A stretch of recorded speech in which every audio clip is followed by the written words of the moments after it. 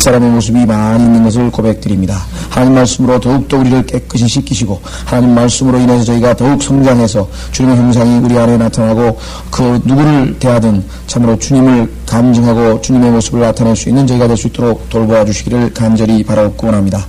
자비로우신 아버지 하나님, 오늘 이 시간에는 더 세상으로부터 저희를 구분시키셔서 거룩한 회중으로 모이게 하셨는데 저희가 드리는 경배를 받으시옵시고 저희가 드리는 찬양을 받으시옵시고 저희 앞에 영과 진리로 경배하셨사오니 주님 진리의 말씀을 저에게 들려주셔서 저희가 합당한 말씀을 받을 수 있도록 도와주시기를 원합니다. 주님의 약속을 신뢰합니다. 주님께서는 참으로 진리의 영으로 우리에게 보내셔서 우리로 모든 진리 가운데로 인도해 주신다고 했습니다. 아버지 하나님, 창세기 1장 1절서부터 말씀하시기를 주님의 말씀은 처음부터 진리라고 하셨습니다. 처음부터 시작해서 마지막 말씀에 이르기까지 진리인 그 말씀을 저희가 잘 깨닫게 해주시고 주님께서는 오직 진리 안에서 진리 가운데 역사하신다고 하셨사오니 저희가 진리로 무장할 때 주님께서 저희를 통해서 귀한 역사를 이루시기를 간절히 기도하옵고 원합니다. 아버지 하나님, 여러 가지 어려운 처지에 있는 여러 형제들이 있습니다. 이 기도회가 더욱 풍성하게 되기 위해서 처지가 어려운 형제자매들 계속해서 갈망하는 마음으로 소망하는 마음으로 붙들어 주셔서 그들이 여건이 마련되고 주님 참으로 함께 나와 기도할 수 있고 하나님 말씀 들을 수 있도록 도와주시기를 원합니다. 바라옵고 원하오니 마음도 붙들어 주셔서 아버지 하나님 마음이 주님을 향해 또 성도들의 거룩한 성회를 향해서 주님 모아질 수 있도록 도와주시기를 간절히 바라옵고 원합니다. 더욱더 이 기도회가 뜨거워지고 더욱 풍성해지고 기도 응답을 통해 주님 영화롭게 하고 아버지 하나님 기도를 통해 주님이 이루시는 그 일들을 통해 우리가 주님을 영화롭게 할 수 있도록 주님께 영광 드릴 수 있도록 인도해 주십시오. 부족한 자에게 맡기신 사역을 감당할 수 있도록 도와주시기 원합니다. 새 힘 주시고 지혜 주시고 명철 주시고 위로부터 주님의 영으로 능력으로 역사해 주셔서 합당하게 하나님 말씀 가르치고 주님을 드높이고 우리에게는 큰 유익 될 수 있도록 축복해 주십시오. 우리 주 예수 그리스도 이름으로 기도하옵나이다. 아멘. 오늘 이사야서 63장입니다. 이사야서 63장은 예수 그리스도의 재림에 대한 얘기인데요. 아마겟돈 전쟁이죠. 자, 전쟁 얘기인데요. 이사야서 63장 1절서부터 6절까지 먼저 읽고 오늘 하나님 말씀을 좀 자세하게 성경을 좀 살펴보려고 합니다. 보스라에서 물들인 옷을 입고 에돔에서 오는 이가 누구인가? 그의 의복이 화려하고 그의 능력의 위엄으로 거니는 이가 누구인가? 자, 이사야 선지자가 이제 아마 환상을 봤든지 아니면 하나님께서 어떠한 주신 그런 상황을 봤는지는 모르겠습니다만은 여기에서 이사야 선지자의 질문이라고 보면 되겠죠. 보스라에서 물들인 옷을 입고 에돔에서 오는 이가 누구인가? 그의 의복이 화려하고 그의 능력의 위엄으로 거니는 이가 누구인가? 이렇게 질문을 했습니다. 여기에 대해서 1인칭으로 답변이 나갑니다. 의로 말하는 나니 구원하기에 능력이 있도다. 자, 의로 말하는 나, 여기서 in righteousness라는 표현은 계시록에 보면 예수님께서 오시면 의로 다스린다, 의로 다스리는다. 그 다음에 구원하기에 능력이 있도다. 예수 그리스도이신 것을 우리가 금방 알 수가 있죠. 다시 또 선지자가 질문을 합니다. 어찌하여 내 의복이 붉으며, 이때는 내보다는 사실은 당신이라고 번역하는 게 더 좋겠지만은 우리말로는 참 어느 때 존칭을 써야 될지 어느 때 안 써야 될지 이게 좀 쉽지가 않죠. 그러나 사실 문맥에서 보면 예수 그리스도께서 답변하시는 거니까 여기서 어찌하여 당신의 의복이 붉으며 어찌하여 당신의 옷이 포도즙틀을 밟는 자 같습니까? 라고 이렇게 존칭으로 사실 번역을 해야 더 문맥에서 맞는 얘기가 되겠습니다.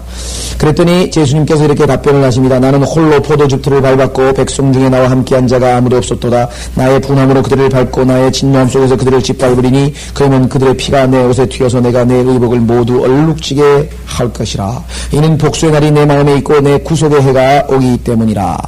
자, 여기서 구속의 해라고 했는데 번역이 잘못되어 있습니다. My redeemed 하면은 나에 의해서 나의 구속자가 아니라요.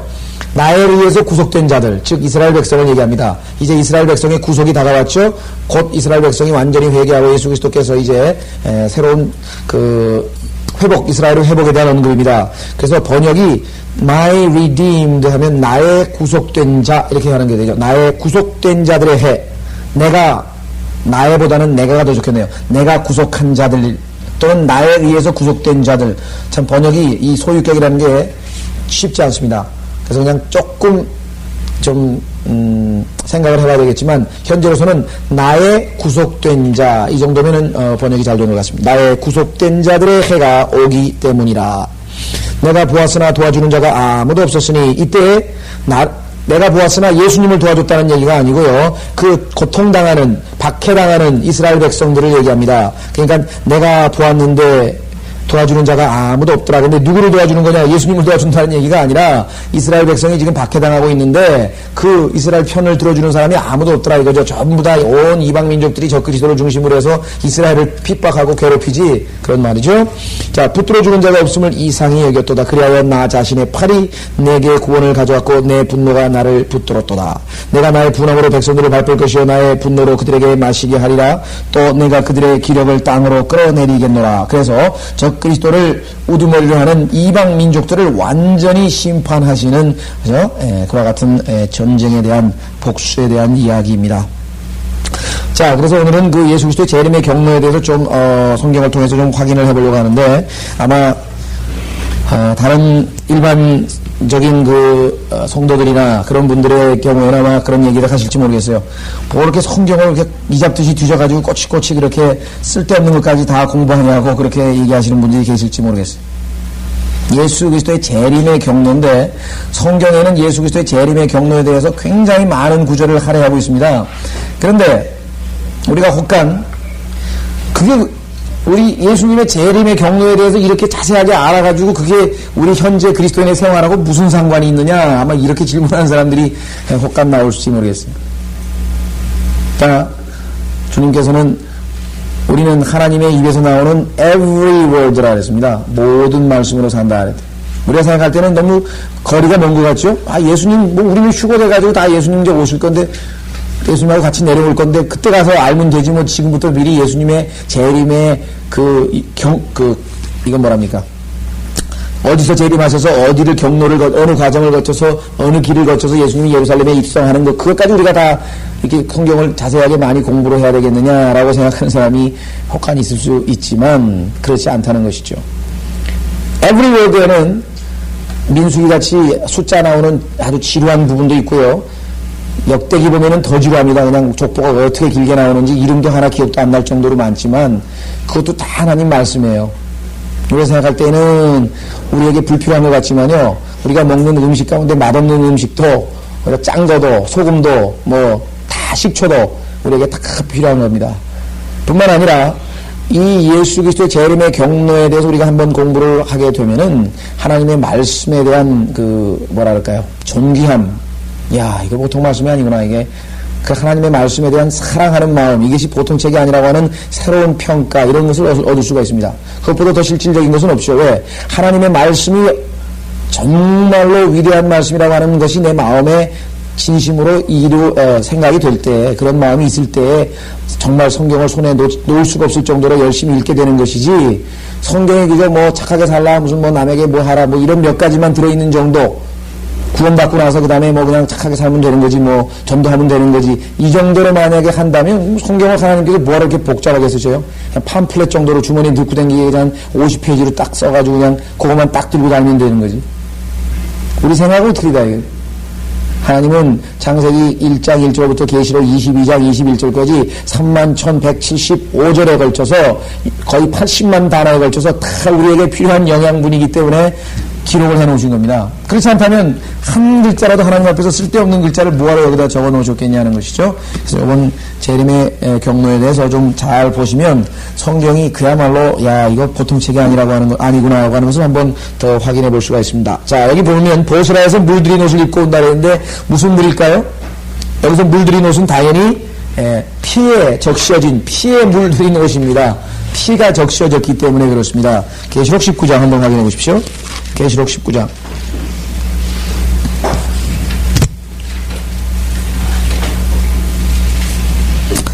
자, 계시록 19장 13절.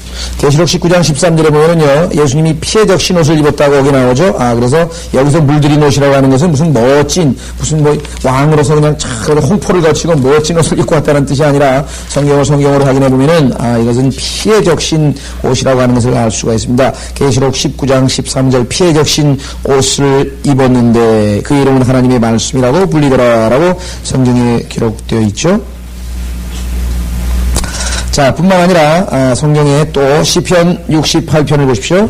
시편 68편 23절. 시편 68편 8편 23절. 시편 68편 23절에 내 발이 내 원수들의 피에 잠기고 내 개들의 혀도 거기 잠기리라. 그죠? 내 발이 원수들의 피에 잠긴다고 얘기를 했습니다. 실제적으로 그 계시록 14장으로 가시면 포도즙, 진노의 포도즙 틀을 밟는데 여러분 아시다시피 이 사람들이 만들 때는 어떤 식이냐면요. 우리로 치면 다라이 같이 생겼죠. 시멘트로 된 큰 다라이 같은 곳에다가 포도를 갖다가 따서 전부 다 집어넣고 그 다음에 긴 장화를 신고 들어가서 짓밟습니다. 장화 신고 들어가서 막 발로 포도를 으깨가지고 짓밟으면은 막 포도즙이 막 튈 거 아니에요. 여러분들 포도 주스만큼 이 얼룩이 잘 안 빠지는 거 보셨어요? 포도 주스는요. 가장 얼룩이 잘 안 빠지는 특징을 가지고 있습니다. 그래서 잘 안 지워집니다. 왜냐하면 성경에서 피를 예표하고 있기 때문에 피를 예표하고 있거든요. 막 튀는 거예요. 핏물이 온몸에 막 짓밟는 사람에. 그래 나중에 수도꼭지식으로 딱 틀면은 거기서 포도즙이 새빨간 아주 자줏빛 피빛 같은 포도즙이 흘러나오죠. 예. 그래서 나중에 이 땅에 와서 예수 그리스도께서 예수 그리스도를 거부하고 예수 그리스도가 아닌 적그리스도를 섬기고 마치 메시아로 받드는 그와 같은 이방 민족들을 짓밟기 위해서 오십니다. 짓밟으시는데 그 짓밟는 것으로 인해서 이 땅에 피가 말고삐까지 차오를 것이라고 성경에서 기록했다. 진노의 날이고 성경에는 복수의 날입니다. 휴거는 우리에게 복된 소망이지만 재림은 이 땅에 사는 거민들에게는 화로다. 땅에 있는 자에게 화 있도다. 화가 있습니다. 왜? 심판하시러 오시는 것이고 진노하시는 하나님이십니다. 왜? 6,000년 동안 하나님께서 이 지상의 인간들에게 하나님을 알게 하기 위해서 유대인들을 통해서 많은 선지자들을 통해서 예수 그리스도께서 아들을 직접 보내시고 아들을 그 이후에 복음을 2,000년간 전가하시고 그런데도 불구하고 예수 그리스도를 거부했다면 여러분이 어떻게 하시겠습니까? 당연히 진노의 대상이요 심판을 받겠죠. 자, 그래서 우리는 계시록 14장을 보시면요. 한번 보십시오.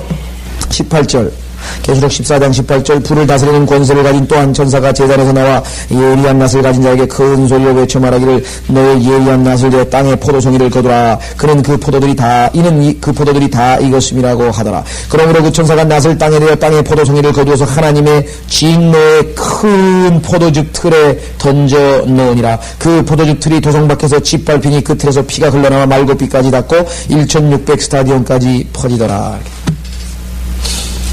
자, 그래서 이사야서 61장에서 뭐라고 했습니까? 주님께서 우리 하나님의 복수의 날을 선포하시겠다. 우리 하나님의 복수의 날을 선포하시겠다. 재림은 진노하시는 하나님, 유다 지파의 사자가 뭐예요? 먹이를 삼키기 위해서 오시는 그 날입니다. 구약에서 주의 날, 분노의 날, 복수의 날, 즐거운 날이 아닙니다. 우리는 그 전에 미리 주님께로 휴거가 될 것입니다. 자, 그래서 이 보스라라고 하는 지역,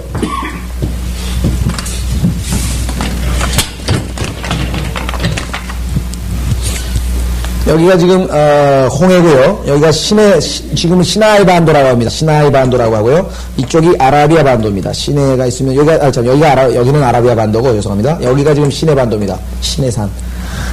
자, 그리고 여기가 이집트, 여기 나일강이 있는 이집트, 나일강 삼각주가 여기 있고요. 이집트입니다. 자, 그래서 여기서 이렇게 출애굽을 했죠. 그렇게 해서 이제 시내산까지 왔죠. 놀라운 사실은 분명히 성경에는 홍해를 건넜죠. 레드시.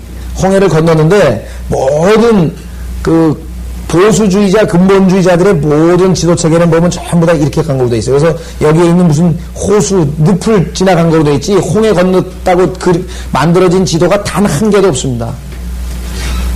안 믿는 거예요. 홍해를 건너간 거를 믿질 않는 거예요. 말로만 믿는다 그러지 실제적으로 그 사람들이 안 믿는다니까요.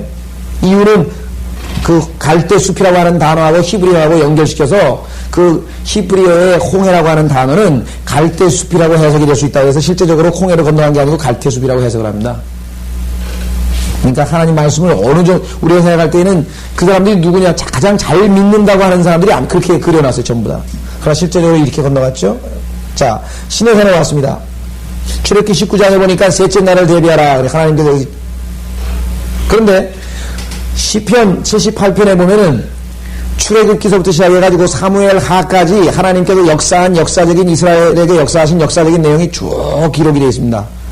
그런데 그 내용들이 비유라고 되어 있어요. 비유. 패러블이라고 하는데 패러블. 우리는 번역을 그냥 패러블이라고 이걸 번역했는데, 자, 마태복음 13장에 나오는 예수님의 천국 비유란 말이 있죠.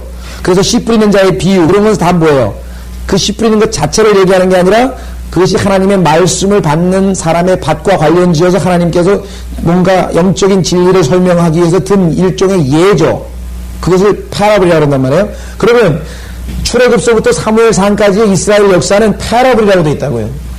그 얘기는 뭐냐면 재림 때에 예수 그리스도께서 시내산에서 강림하셔서 이 이스라엘 백성이 여리코를 통해서 결국은 예루살렘에 입성한 다음에 사무엘하 다윗의 시대에 이르기까지, 그죠? 다윗의 시대에 이르기까지 이스라엘 역사는 다시 뭐예요? 예수 그리스도의 재림서부터 재림 당시에 재현된다고 하는 것이에요. 교리적으로 그걸 보여주기 위해서. 자, 그 성경에 보면은 의도적으로 시내산에 강림하시는데 셋째 날이라고 되어 있습니다. 우리는 이 호세아서 배우실 때에 셋째 날 또는 이틀 후, 그 다음에 엿새 후, 그 다음에 8일째쯤 되던 날, 이런 표현들 전부 다 성경에서 예수 그리스도의 재림의 시기라고 했습니다. 예수님이 초림하신 지 이틀 후, 그러니까 셋째 날이죠. 창세기부터 치면은 엿새 후. 그렇죠? 그래서 성경에서 보면은 그 표현들이 다 재림과 관련된 표현인데, 자, 그런데 이 시내산에서 아시다시피 하나님께서는 누구를 만났었습니까? 출애굽하기 전에 모세를 40년 전에 부르셨죠. 모세를 부르실 때, 출애굽하기 전에 모세를 부르실 때 모세에게 이 시내산에서 하나님께서 뭐라고 얘기했습니까? 너는 신발을 벗으라. 왜? 여기는 거룩한 곳이니라. 왜 거룩한 곳입니까? 재림하실 장소다. 하나님께서 예수 그리스도께서 이곳으로 내려오실 장소다 이거죠. 강림하실 장소예요. 그렇게 해서 이제 여기 얘기하는 카데스 바네아라고 하는 곳까지 이동을 합니다.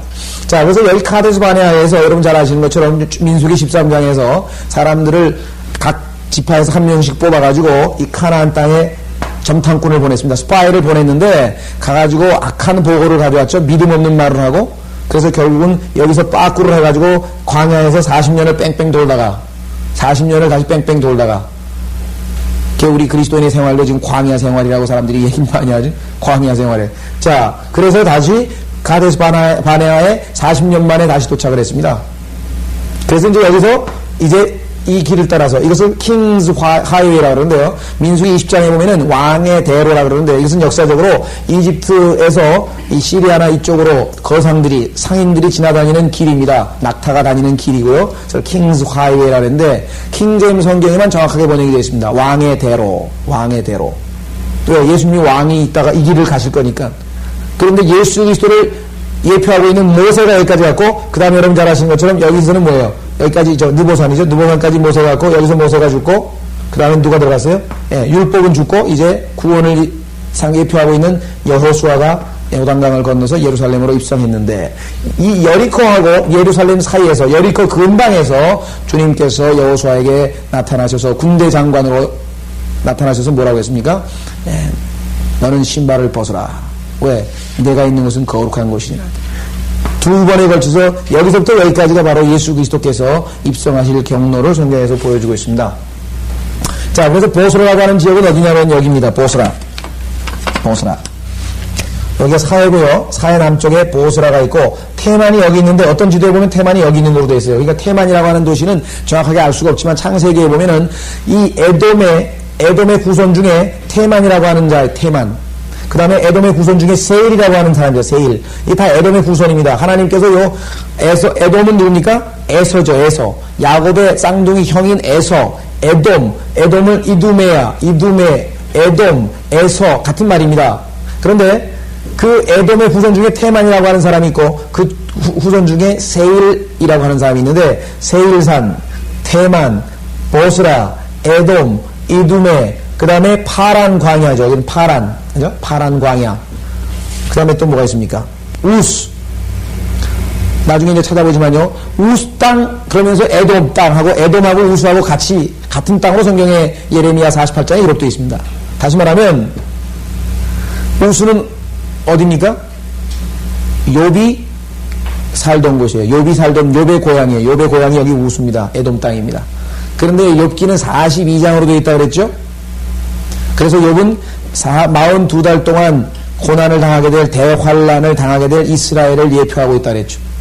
그래서 누가 괴롭힙니까? 마귀가.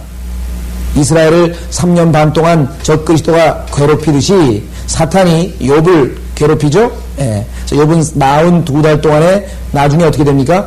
회복이 되죠. 캡티비티, 사로잡힘으로부터 돌이켜서 회복이 될 뿐만 아니라 아들 3명과 딸 7명, 10명의 자녀가 다 부활하게 됩니다. 이스라엘 백성이 다 하나님 앞에 에스겔서 37장에서 부활해서 이제 민족적으로 회개하고 돌이키듯이. 그래서 성경에서 보면은 우스, 세일, 대만, 보스라, 파란, 에돔 이런 지역들이 나오는데 전부 사해 남쪽에 있는 이 에돔 땅에 걸쳐있는 모든 지명들입니다. 이 성경에 보면 보스라에서 오시는 이, 테만에서 오시는 이는 누구인가, 파란 광야에서 오는 이는 누구인가, 에돔에서 오시는 이는 누구인가, 이렇게 해서 전부 다 예수 그리스도께서 재림하실 장소가 여기를 통과하고 있는 것으로 다 묘사되어 있습니다. 이 성경 구조를 찾자면 한 50구조를 찾아야 되는데 다 찾지 못해요. 몇 구절만 한번 찾아보겠어요. 나중에 우선 일반 설명하고 시간이 되는 대로 몇 구절만 찾아보겠습니다만은 이런 구절이 나오는 데마다 전부 다. 자, 일반적으로 우리가 예수 그리스도의 재림에 대해서 사람들이 뭐라고 얘기하냐면 어디 재림하십니까? 그러면 스가랴서 14장을 들어서 올리브산, 즉 우리가 얘기하는 감람산이라고 그 개혁성경에 번역되어 있었죠. 올리브산에 재림한다. 예루살렘에 가시면 예루살렘에 보면은 그 올리브산이 바로 있죠. 그 계곡이 있고요.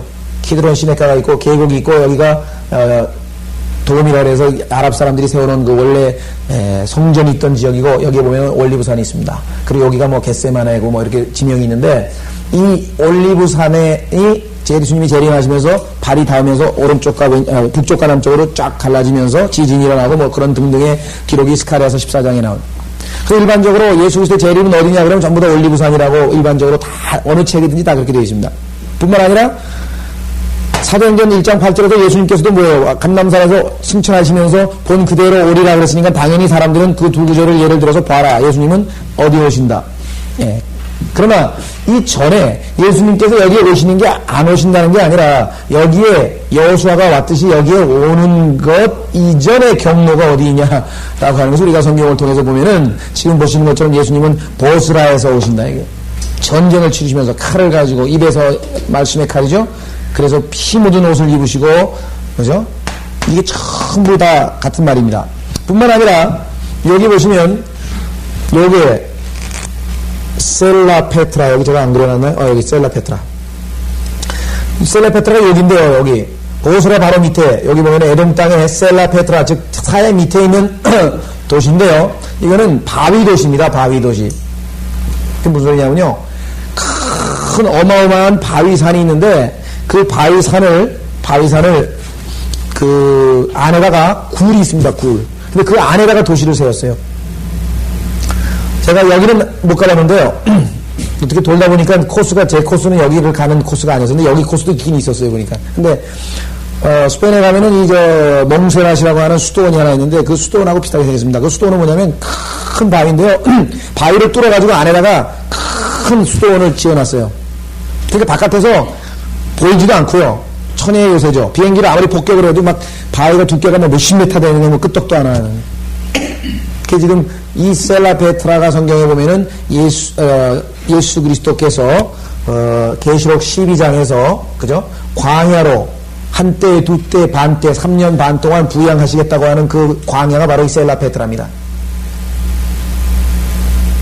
그 바위 굴에 들어가서 바위에 가서 이제 이스라엘 백성들이 3년 반을 견뎌내는 것이죠. 예. 성경에서 이 셀라라고 하는 단어는 시편에 보면 자주 등장하는데 이 셀라와 이 셀라페트라하고 연관이 되어 있는 것입니다. 왜냐하면 셀라는 사실 시편에서 잠깐 그 음악의 부호예요. 포즈라고 멈춘다고 하는 음악의 부호인데 그 앞뒤 문맥에 보면 전부 다 재림과 관련되어 있고 셀라페트라라고 하는 성읍과 관련이 되어 있습니다.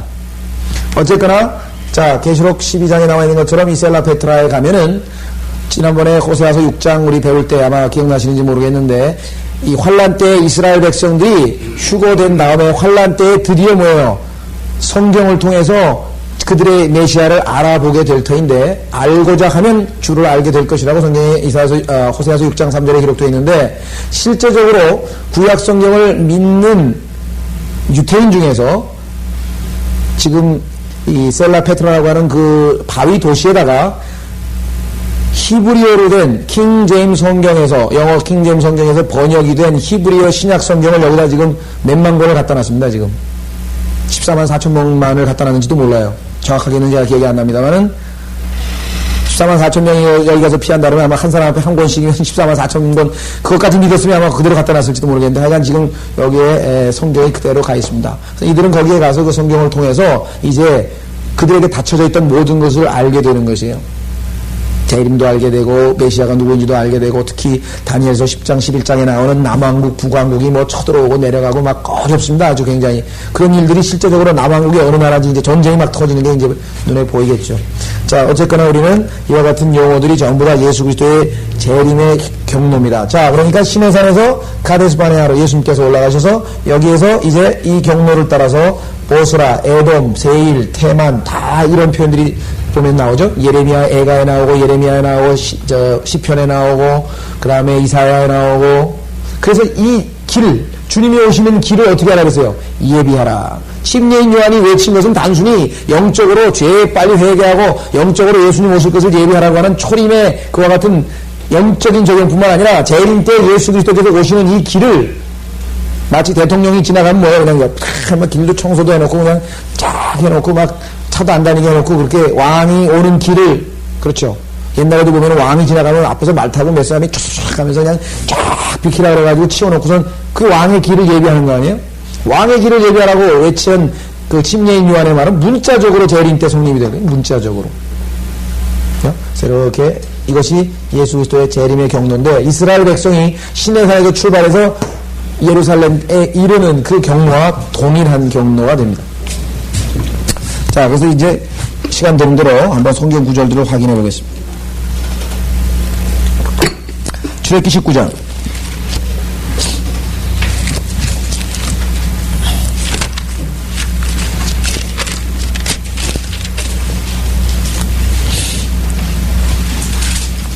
출애굽기 19장 10절. 출애굽기 19장 10절. 자, 단순히 역사적인 사건으로 끝이는 내용이 아니라 이것이 비유라고 했습니다. 뭐의 비유? 예수 그리스도의 재림을 지금 보여주기 위한 사건들입니다. 자, 출애굽기 19장 10절. 주께서 모세에게 말씀하시기를 백성에게로 가서 오늘과 내일 그들을 성결케 하고 그들로 자기들의 옷을 빨게 하여 어쩌다고요? 셋째 날을 대비하라. 셋째 날을 대비하라. 자, 지난번에 왜 예수 그리스도께서 이틀 후 카나 혼인잔치에 갔어요? 성경 보면은 이틀 후 주님께서 가나에 가서 혼인잔치에 가서 물을 포도주로 만드셨죠? 혼인잔치는 뭘 얘기합니까? 우리 예수 그리스도의 몸된 교회와 예수 그리스도가 휴거에서 그죠? 만나는 장면, 그 혼인잔치죠. 그러면 이틀 후 2000년이 지나야 이루어지죠. 자, 예수 그리스도께서 이방 여인인 수가성 여인에게 복음을 전했습니다. 그 여인이 생명수회관에서 생수회관에서 배웠습니다. 그런데 거기에 보니까 예수님께서 이틀을 머무시더라. 왜? 이방인들과 이 교회 시대가 2000년이 될 것을 예표하고 있는 거예요. 이틀을 머무시더라. 성경에 나와 있는 내용들이 하나도 그냥 기록된 것이 아닙니다. 그래서 자, 여기 셋째 날 바로 예수 그리스도의 재림의 날입니다. 어떻게 할 수 있는가? 이는 셋째 날에 주가 온 백성의 목전에서 시내산 위에 내려갈 것입니다. 역사적으로 이때 하나님께서 내려오셨죠, 물론. 그러나 실제적으로 이것이 재림의 사건이라고 하는 것을 어떻게 할 수 있는가? 호세아서 보세요. 호세아서 6장 3절에 보면 6장에 보면은 셋째 날에 우리가 주님께로 돌아간다고 이스라엘 백성이 얘기합니다. 주님 초림 후 2000년 후에 호세아서 6장 3절. 아, 그러니까 이게 분명히 비유라고 하는 것을 알 수 있죠. 호세아서 6장 3절.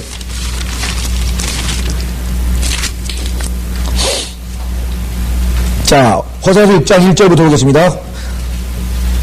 오라, 우리가 주께로 돌아가자. 이거 지난번에 아마 우리 성경학교 때 6장 1절부터 3절까지 토요 성경학교 때 했었죠. 오라, 우리가 주께로 돌아가자. 이는 그가 찢으셨으나 교회 시대, 이스라엘의 교회 시대죠. 우리를 낫게 하실 것이요. 회복, 이스라엘의 회복. 그가 치셨으나 교회 시대, 우리를 싸매어 주실 것임이라. 그런데 뭐예요? 이틀 후에 그랬잖아요. 이틀 후에 우리를 살리시리며 이스라엘의 회복. 셋째 날에 그가 우리를 일으키시리니 우리가 그의 목전에서 살리라. 지금 이스라엘은 주님의 목전에서 사는 게 아니죠. 이방 여러 나라들과 요르단과 무슨 뭐 협약 맺고 그 다음에 뭐 조약 체결하고 옆에 그 다음에 시리아하고 조약 체결하고 어떻게든지 평화를 유지해 보려고 그러는데 그들이 가만 놔두지 않아요. 결국은 그들에게 당하는 거죠. 결국은 주님이 오셔야 됩니다. 그래서 어떻게 됐습니까? 3절 만일 우리가 계속 주를 알고자 하면 그때 우리가 알게 되리라. 아까 얘기했죠.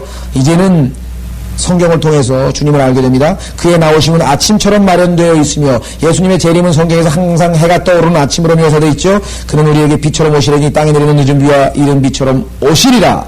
예수 그리스도의 재림 셋째 날이라고 하는 것을 성경에서 보여줍니다. 자, 시편 78편으로 가시면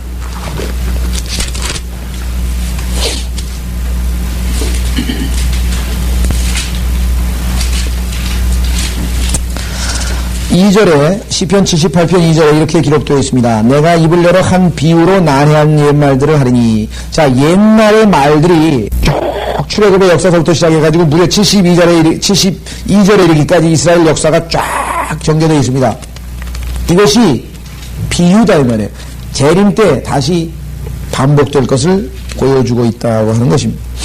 자, 다시 그 다음에 우리가 살펴볼 성경 구절은요, 한번 확인해 보겠습니다. 민수기 13장입니다. 민수기 13장.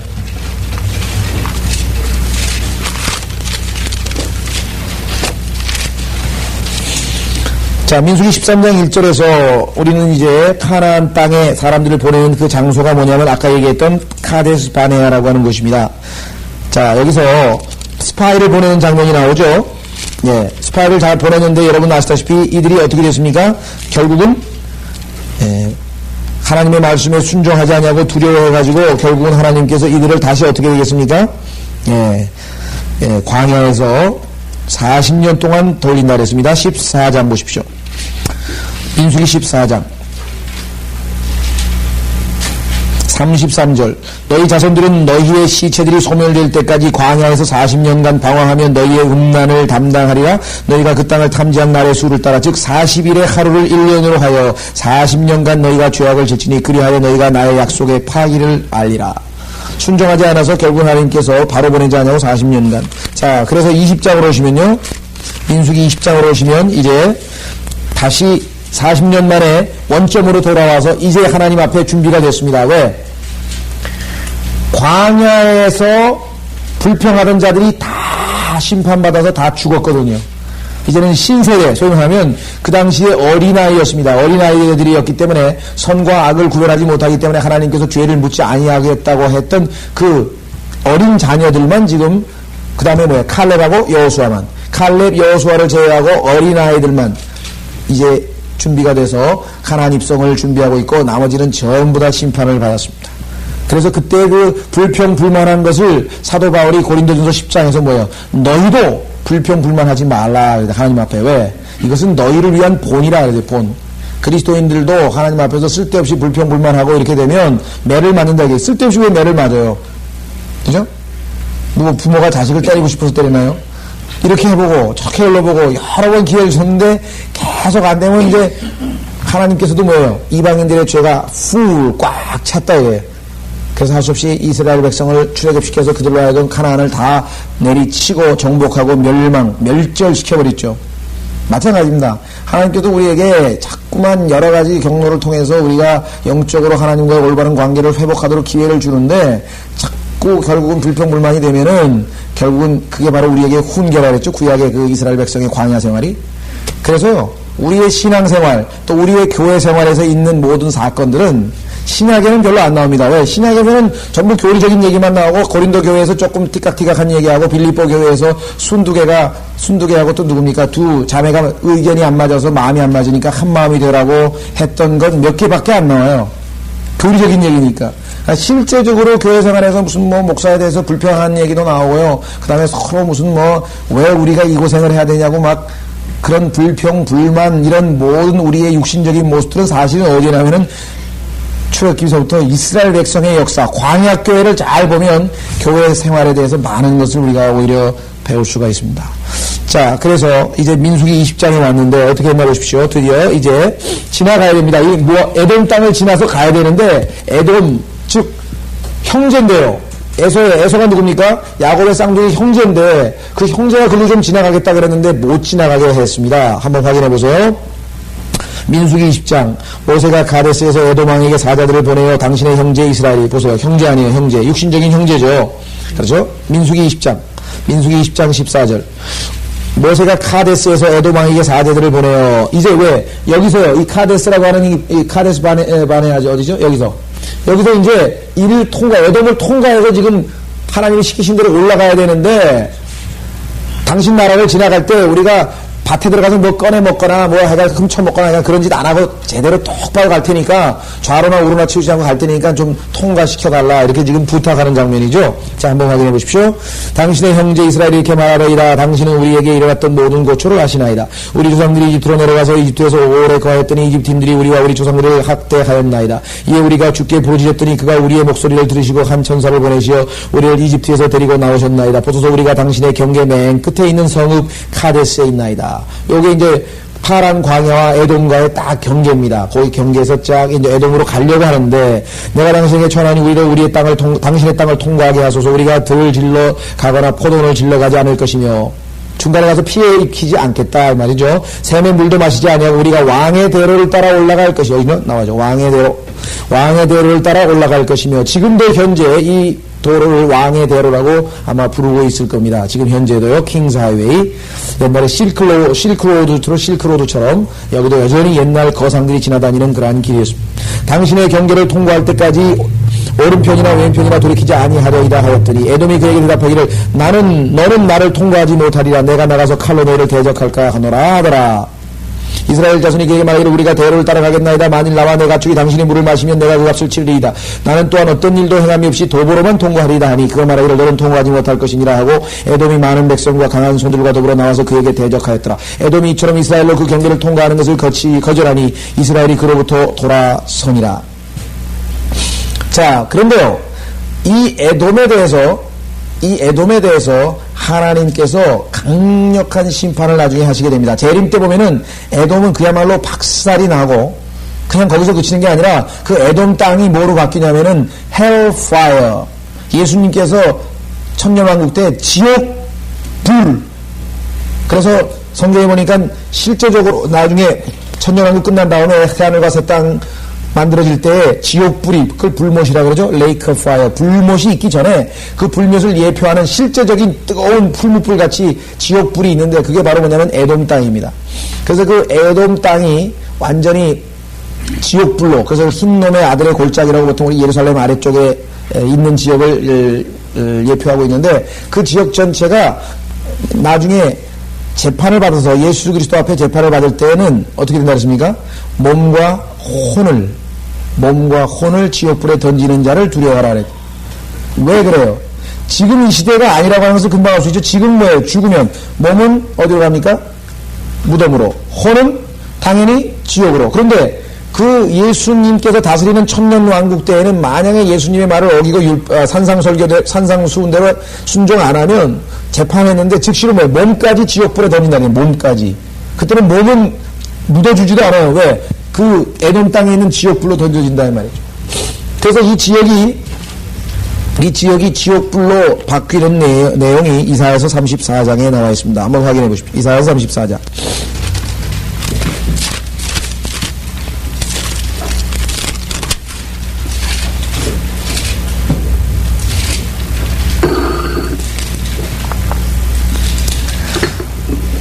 이사야서 34장이 예수 그리스도의 재림 때의 모습인데요. 너희 민족들아 가까이 와서 들으라. 너희 백성들아 경청하라.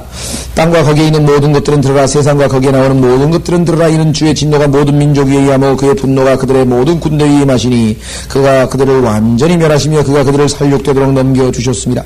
그들의 살육된 자들은 내던지게 될 것이요 그들의 냄새는 그들의 시체에서 올라오게 될 것이며 산들은 그들의 피로 녹아질 것이라. 어마어마하죠? 또 하늘의 모든 군상이 용해되고 하늘들은 두루마리처럼 다 말리게 될 것이요 그들의 모든 군상을 마치 포도나무에서 잎사귀 떨어지듯 하늘에서 별들이 잎사귀 떨어지듯이 떨어지듯이 무화과 나무에서 무화과가 떨어지듯이 떨어질 것이라. 5절 이는 나의 칼이 하늘에서 완전히 젖을 것이니 하늘에서 내려오시죠. 예수님께서 하늘에서 내려오십니다. 보라 그것이 뭐예요? 이두메와 내 저주의 백성 위에 내려오서 심판에 이르게 할 것이라. 자 이두메 땅 에돔 땅이라 했죠. 6절 주의 칼이 피로 찼으며 기름짐과 어린 양과 염소의 피와 또 수량의 콩팥 기름으로 기름졌도다. 이는 주께서 보스라에서 희생을 내시며 아까 나왔죠. 이사야서 63장에 보스라 이두메 땅에서 큰 살육을 내심이라. 다 같은 지역이라고 그랬습니다. 유니콘들이 그들과 더불어 내려오며 숫종아지들이 숫소들과 함께 내려오나니 어디에서? 하늘로부터. 그러니까 그 숫소는 지상에서 보는 숫소 아니고 유니콘도 지상의 동물이 아니고 하늘에서 영적인 동물입니다. 영적인 동물들이 내려옵니다. 그들의 땅이 피로 흠뻑 젖게 될 것이며 그들의 흙이 기름으로 윤택해지리로다. 이는 주의 보복의 날이요 시온의 논쟁에 대한 보상의 해라. 그곳의 시내들은 그 이두메의 땅 그 보스라의 땅은 어떻게 된다고요? 시내들은 역청으로 변하게 될 것이요 그것의 흙은 유황으로 변하고 그것의 땅은 불타는 역청이 되리라. 그것은 밤낮 꺼지지 않을 것이며 1000년 동안 안 꺼집니다. 그 연기들은 영원히 올라가리라. 이때 되면 1000년 왕국 때는요 우리 시대에 해당되지는 않지만 그때 되면은 어떻게 된다고요? 만약에 내 손이 죄를 지으면 손을 잘라서 버리는 게 온 몸이 다 지옥불로 던져지는 것보다 낫다 그랬죠. 왜? 내 손이 죄 짓으면 차라리 죄 안 짓고 불구로 사는 게 훨씬 낫지. 몸과 혼이 산채로 지옥불로 던져지는 때 천년왕국의 심판이라면. 그죠? 그 눈을 차라리 빼는 게 낫다 그랬죠. 만약에 그거를 교회 시대에 하면은 맨날 눈이 2개밖에 없는데 몇 번을 빼야 되는 거예요. 죄를 눈이 1-2개, 손도 그냥 맨날 잘라야 되고, 그죠? 근데 이상하게 이 마태복음에 나와 있는 그런 내용들을 가지고 막 설교하는 사람들이 그거는 또 비유적으로 해석하잖아요. 눈을 빼라고 하고 쌀려. 그거 아니에요. 실제적으로 일어납니다. 이때 가면. 몸이 전체가 다 지옥불로 던져지게 된다면. 자, 그래서 그것을 통과하는 자가 영원 무궁토록 아무도 없으리라. 10절 그러나 가마우지와 헤오라기 그것을 차지하며 올빼미와 가마귀가 거기에 거할 것이라. 올빼미, 가마귀, 이런 것들은 레위기에 보면 다 더러운 새들입니다. 더러운 새들은 성경에서 뭘 대표한다고요? 마귀들을 대표합니다. 마귀들과 함께 영원토록 사는 거예요. 그래서 예수님께서 뭐라고 말씀하셨습니까? 천사들, 마귀와 그의 천사들을 위하여 예비한 곳으로, 그죠? 던진다. 이를 갈며 슬피 울미 있습니다. 이를 갈미 있습니다 했을 때, 울며 슬피 이를 갈미 있습니다 했을 때 바로 그 장소입니다. 그렇죠? 그래서 거기에는 더러운 새들의 명단이 쫙 나와 있습니다. 주께서 그 땅 위에 혼란의 줄과 공허의 줄을 내밀이라. 공허? 심판이죠. 그들이 그 왕국으로 귀인들을 부를 것이나 거기에는 아무도 없겠고 모든 고관들은 전무하리라. 그 궁들에는 가시들이 자라며 그 요새에는 쐐기 풀과 가시나무가 자랄 것이요 그것은 용들의 처소가 되며 영적인 동물들 올빼미들을 위한 뜰이 될 것이라. 광야의 들짐승들도 섬의 들짐승들과 만날 것이며 사티로스는 뭡니까? 반은 염소, 반은 인간, 반인 반수인데 사람들이 이게 없는 줄 알죠? 있습니다. 있어요. 진짜 존재하는 동물인데 영적인 동물이니까 우리 눈에 안 보여서 그렇죠. 나중에 하늘에서 내려오면 다 보입니다. 자기 동료를 부르고 헐간 올빼미도 거기서 쉬며 자신의 안식처를 찾을 것이라. 큰 부엉이가 거기에 깃들이며 알을 자신의 까서 자신의 그늘아래 모며 독수리들도 각기 자기 짝과 함께 거기 모이리라. 이렇게 해서 에돔 땅은 왜 그렇게 엄청난 심판을 받게 됐는가? 이것은 영적으로 여러분들이 분별력이 있으셔야 할 텐데요. 왜냐하면 하나님께서 로마서 9장에서 내가 뭐라고 했습니까? 내가 야곱은 사랑하였고 에서는 미워하였고 야곱은 사랑하였다. 그랬죠? 그 에돔 민족은 그의 형제인 이스라엘 백성이 출애굽해서 가나안으로 들어가는데 방해꾼이 되었습니다. 뿐만 아니라 이스라엘 백성들의 역사에 보면 항상 이들은 이 방해를 하고 괴롭히고 때로는 공격을 가하고 그런 짓을 했습니다. 그런데 하나님께서 그 위에, 즉 에돔 위에 모압이 있고 모압 위에 암몬이 있는데 모압과 암몬의 경우에는 하나님께서 다 치라 그랬어요. 그래서 시돈왕 시온왕 왕인가요? 옥도 치고 다 쳤어요. 다 죽였죠. 근데 에돔은 하나님께서 형제이기 때문에 이스라엘에게, 즉 야곱의 후손에게 치라고 허락하지 않으셨습니다. 하나님께서 직접 징계하신다는 거예요. 그 나중에 보면은 이 에돔에 대한 심판이 성경에 아주 자세히 기록되어 있습니다. 어느 정도 심판하냐? 지옥불이 되기까지 심판을 당해요. 에돔의 마지막 후손으로 역사에 알려진 인물은 헤롯입니다. 헤롯이 에돔 에서 출신, 에서 족속 중에서는 역사적으로 알려져 있는 마지막 인물이 헤롯인데요. 자, 왜 그랬을까요? 그것은 하나님의 말씀이 정해놓은 예표를 망가뜨렸기 때문에 그래요. 여러분들, 모세가 하나님께서 물이 안 나온다고 했을 때, 어떻게 물 없다고 했을 때 처음에 바위를 내리치라 했죠. 그런데 그 바위가 누구라 그랬습니까? 성경에서, 고린도전서에서 예수 그리스도라 그랬어요. 그렇죠. 예수 그리스도는 한 번만 맞으면, 한 번만 십자가에 박히면 그만이죠. 그런데 두 번째는 뭐라 그랬어요? 바위에게 말을 하라 그랬어요. 예수님은 한 번 죽으시고 부활하셔서 살아가셨습니다. 이제 우리가 기도만 하면 됩니다. 그런데 그 예수 그리스도를 다시 두 번씩 내려쳐버렸단 말이에요. 그러면 하나님께서 정하신 예수 그리스도는 단번에 십자가에서 영원한 제사를 드리셨다고 하는 하나님께서 정하신 성경의 귀한 진리, 그 진리를 예표하는 그 내용을 망가뜨린 게 모세입니다. 우리가 생각할 때는 너무하셔. 왜? 성질 한번 부린 것 가지고 어떻게 평생 사모하던 가나안 땅을 안 들여보내셨냐. 여러분이 하나님의 말씀에 대한 태도를 한번 잘 생각하셔야 돼요. 하나님께서 하신 말씀이 아무리 것도 아닌 것 같아도요, 하나님의 하신 말씀을 무시하면 거기에 대해서 하나님은 어마어마하게 진노하시는 거예요. 네가 뭔데 내 말을 무시하냐. 모세는 지금 자기도 모르게, 물론 모세는 몰랐죠. 그게 예표인지 몰랐지만 나중에 알고 보니까 올라가서 알았겠죠. 주님, 아니 그래 내가 평생 그렇게 온유하게, 성경에도 하나님이 기록해 놓으시지 모세보다 온유한 자가 없다고 했고 내가 그렇게 온유하게 주님 백성을 잘 이끌었는데, 그래 그때 한 번 실수를 그렇게 용서 안 하시고 거기서 그래 나를 누보산에서 그냥 약속의 땅을 쳐다보다가 그냥 데려가 버리십니까? 그렇게 아마 얘기를 했을 거예요. 근데 가보니까 뭐예요? 성경을 쫙 보니까 거기에 예수 그리스도의 예표거든요. 한 번 죽으실 것을 네가 두 번, 세 번, 그래서 하나님의 거룩함을 손상했다고 징계의 이유를 성경에서 밝혀놓고 있습니다. 마찬가지예요. 지금 에돔도 예수님께서 재림하실 그 길이 있는데 그 길을 예수자의 백성이 가야 되는데 그걸 못 가게 막은 당사자거든요. 그렇죠? 이와 같이 성경에서 하나님께서는 자신의 말씀에 대해서는 아주 자기의 모든 이름보다 더 높이셨다고 했습니다. 우리가 기록되어 있는 말씀 하나를 무시할 때 하나님은 어마어마하게 기분이 나쁘신 거예요. 아무것도 아니지만요, 가볍게 얘기했지만 자식에게 너 이따가 아빠 오기까지 뭐 해놔. 아무것도 아니에요. 별것도 아니에요. 네? 그렇지만 그거를 무시해서 안 해놓으면요, 그 시시한 일이라도요 굉장히 기분이 나쁜 겁니다. 부모로서는. 그죠? 하나님의 말씀도 마찬가지예요. 어떤 사람들은 그 중요하지도 않은 내용을 뭘 그러냐고 얘기하지만요, 늘 말씀드리지만 하나님께서 한 여자의 남편이라고 성경에서 분명히 목사의 조건에 대해서 얘기했고 집사의 조건에 대해서 얘기했는데, 물론 그걸 모르고 그냥 하면은 좀 어쩔 수 없죠. 그러나 그것을 버젓이 성경에 기록되어 있는데 그거를 무시하고 만약에 여자 목사가 되면요, 훌륭한 일 많이 해서 많은 사람, 뭐 최자실 목사 같이 뭐 귀한 일 많이 했는지 전 잘 모르겠습니다만은, 그러나 하나님 앞에서 거기에 대해서는 책임 추궁을 당할 거예요. 네가 피조물이고 네가 뭔데 내 말을 마음대로 무시하냐. 여러분들이 성경에 대해서 왜 두렵고 떨리는 자를 하나님이 마음을 살펴보신다고 했습니까? 이사야서에 왜 하나님의 말씀에 두려워하고 떨고 두려워하는 자를 하나님께서 우리를 보호하시고 살피신다 그래서 하나님 말씀이기 때문에 그래요. 이게 하나님 말씀이니까요. 그러니까 우리가 지금 성경에 막 뜯어 고치고 막 지우고 없애고, 이게 어떤 사람 얘기는 뭐 한 5%밖에 안 되는데 뭐 그걸 가지고 그렇게 하십니까? 95%는 많은데, 그게 아니라 온 우주를 창조하신 하나님의 말씀을 어떻게 하나도 내 맘대로 무시하고 지우냐 이 말이에요. 그런 차원에서 우리는 완벽한 하나님 말씀이 있어야 되고, 그 성경을 모르고 쓰는 사람들에게 우리가 정죄하는 게 아니라 의도적으로 뜯어 고친 누구예요? 마귀죠. 하나님의 말씀을 뜯어 고친 그 마귀에 대해서 우리가 미워하고 그와 같이 대적하는 겁니다. 저희는 뭐 우리 주변에 아는 뭐 집사님, 권사님, 또 무슨 우리 뭐 여자 목사님, 나 그런 분들에 대해서 이래라 저래라 하는 것이 아니라,